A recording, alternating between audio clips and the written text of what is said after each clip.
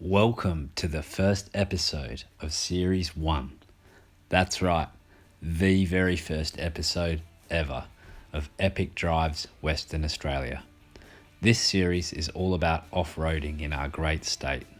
Our very first adventure is the iconic Holland track. It is a must-do trip if you're an off-road touring fan. So sit back, relax, and check out this epic drive.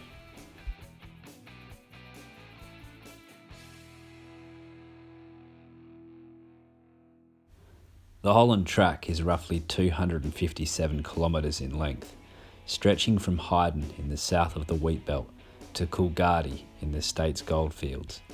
The original track, however, is much longer. It was during the gold rush era in the 1890s that the Holland track formed a route 500 kilometres long and was said to be the longest kart track ever cut in Western Australia. It stretched from Broome Hill in the state's southwest to Nullbine Rock, just shy of Kalgoorlie. The entire track can still be travelled today, however the trip from Holland is one of the more popular starting points. Holland is most famously known for Wave Rock, and it is here that our adventure begins.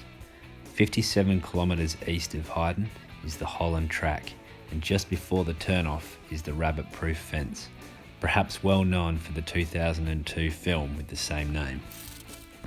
The fence is 1,822 kilometres long, but sadly did not stop the rabbits. 12.5 kilometres along the Holland track is a granite outcrop. This place is known as She Oak Rock and is named after the species of trees that commonly grow at the base of these rocks. An interesting fact is that she oaks occur as either a male or a female plant.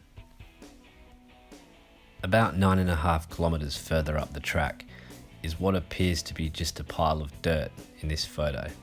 It's actually a Malay fowl nest, or a nau, as the Noongar Aboriginals of southwest WA call them. They were once common throughout the wheat belt until humans destroyed their habitat by clearing. The Malay is a turkey-sized flightless bird and survives only in a few areas. As the sun began to set, we made our camp for the night near Mount Holland. It was named during the original 1893 expedition in honour of John Holland. It took the team 4 days to reach here, a distance of about 40 kilometres. The next morning we packed up our camp and set off for a full day of off-roading.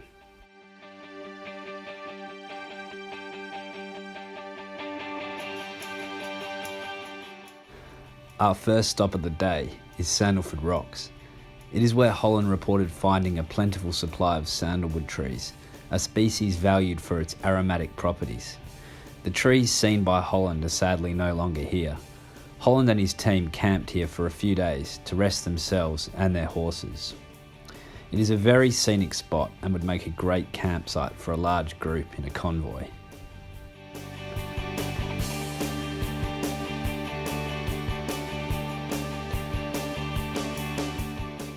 Something to reflect on whilst travelling this track is the stream of men who made this journey on either horseback or on foot, carrying swags and pushing wheelbarrows.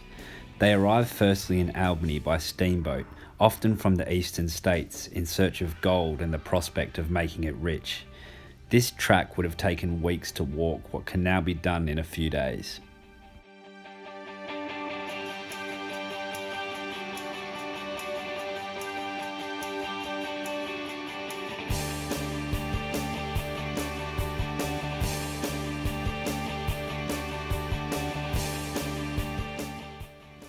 Roughly halfway along the track is a plaque and a guest book to sign.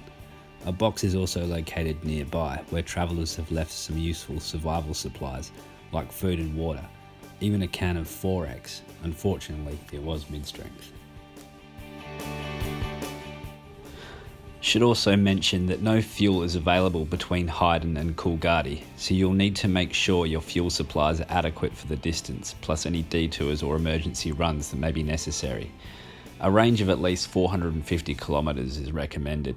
Natural water supplies are scarce and cannot be relied upon, so carry sufficient water for the entire trip.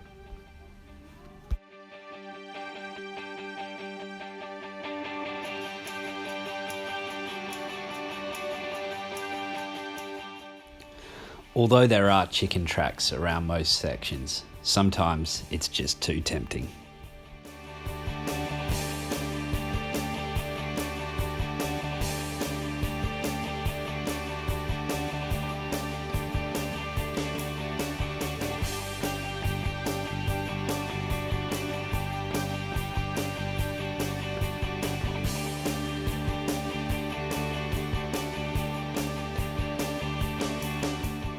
Diamond Rock is a sparse clearing in the bush. It is home to dragon lizards and is a good spot for a rest. The orange tint on the rocks is from small plants called pincushions.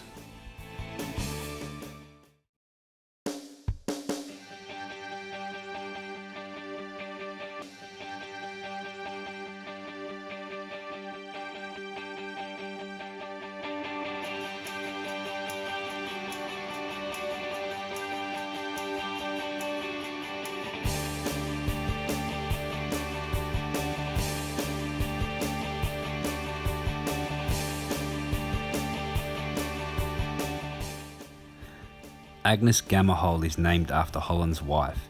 She travelled the track when she was aged 20 with her husband on his second trip to the goldfields in December 1893. She shortly after died of typhoid in May 1894 and was the first white woman to die in Kalgoorlie.